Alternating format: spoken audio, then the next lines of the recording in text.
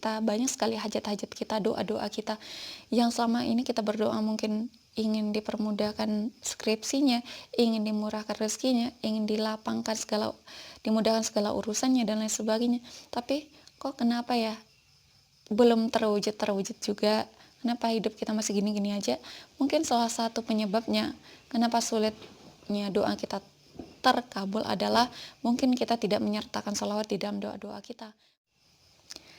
Assalamualaikum warahmatullahi wabarakatuh, teman-teman semuanya. Ketemu lagi dengan saya Desrika Permatasari, dan kali ini kita akan membahas tentang sholawat. Jadi ceritanya beberapa minggu terakhir ini kita sering berkunjung ke channel YouTube-nya KDN Resultari yang hampir seluruh isi kontennya bercerita tentang sholawat. Kenapa?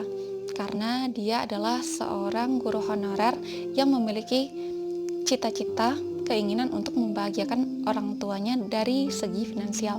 Tetapi karena dia adalah seorang guru honorer dan dalam kapasitas atau bayangan manusia, seorang guru honorer itu dengan gajinya yang sedikit sangat sulit untuk membahagiakan orang tuanya dari segi finansial. Akhirnya apa yang ia lakukan agar bisa mewujudkan impiannya adalah dengan memperbanyak sholawat.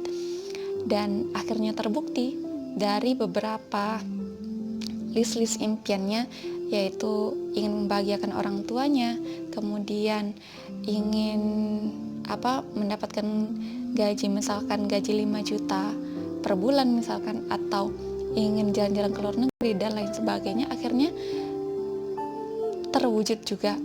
Dan ia rasakan bahwa pengabulan atas hajat-hajat impiannya itu adalah berkat dia mengamalkan sholawat sebanyak-banyaknya.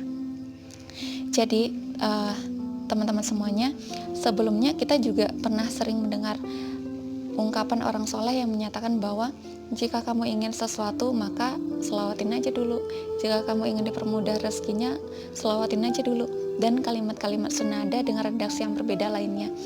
Sehingga kita sempat terpikir, lah kok bisa ya dengan mengamalkan selawat hajat bisa terwujud? Kenapa? Apa sih rahasianya dari balik selawat itu sehingga orang bilang kalau mau hajatnya terwujud udah amalin aja selawat? Kenapa seperti itu? Karena ada testimoni dari channel YouTube-nya KDN Resultari ini, akhirnya kita carilah fakta-fakta tentang sholawat ini, dan akhirnya kita temukan paling tidak 3 fakta berikut ini. Yang pertama, ternyata perintah untuk mengamalkan sholawat itu tidak hanya datang dari Nabi Shallallahu Alaihi Wasallam. Artinya tidak hanya Nabi yang menyuruh kita untuk bersolawat kepada Nabi, tapi Allah yang menyuruh kita bersolawat kepada Nabi. Bahkan Allah dan malaikat-malaikatnya juga bersalawat kepada Nabi Shallallahu Alaihi Wasallam, yaitu dalam Quran surat Al-Ahzab ayat 56 yang bunyinya adalah A'udzubillahi minasyaitonirrajim, Bismillahirrahmanirrahim, Innallaha wa malaikatahu yusholluna 'alan nabi ya ayyuhalladzina amanu shollu 'alaihi wasallimu taslima, yang artinya sesungguhnya Allah dan malaikat-malaikatnya berselawat kepada Nabi. Wahai orang-orang yang beriman, berselawatlah kalian untuk Nabi dan sampaikanlah salam penghormatan untuknya. Jadi kenapa kita berselawat? Yang pertama karena Allah yang memerintahkan. Yang kedua adalah, atau fakta yang kedua adalah, tentu kita di hari kiamat nanti ingin sekali dekat dengan Nabi kita Muhammad SAW, dan Nabi itu tempatnya tentu di tempat-tempat yang terbaik ya, dan kita ingin berada di dekat Nabi. Dan salah satu rahasianya agar kita bisa dekat dengan Nabi, kata Nabi, adalah dengan memperbanyak salawat, yaitu dalam hadis yang diriwayatkan oleh Al-Baihaqi, yang artinya adalah, sesungguhnya orang yang paling dekat denganku di hari kiamat di setiap tempat adalah orang yang paling banyak bersalawat kepadaku di dunia. Barang siapa yang berselawat kepadaku di hari Jumat dan malam Jumat, maka Allah akan memenuhi 100 hajatnya, 70 hajat akhirat dan 30 hajat dunia. Kemudian Allah menyerahkannya kepada malaikat untuk mengantarkan dalam kuburnya layaknya mengantarkan hadiah. Malaikat memberitahuku nama, nasab, bahkan keluarganya dari siapa saja yang berselawat kepadaku.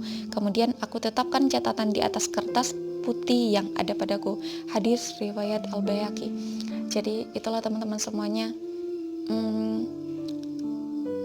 maka kita harus banyak berselawat apalagi di hari Jumat.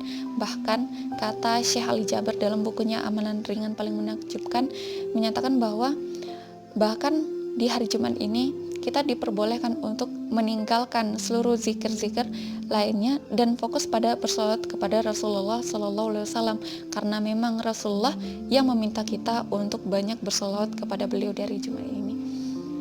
Oke, jadi itu adalah fakta yang kedua atau alasan kedua kenapa kita harus mendawamin salawat sebanyak-banyaknya.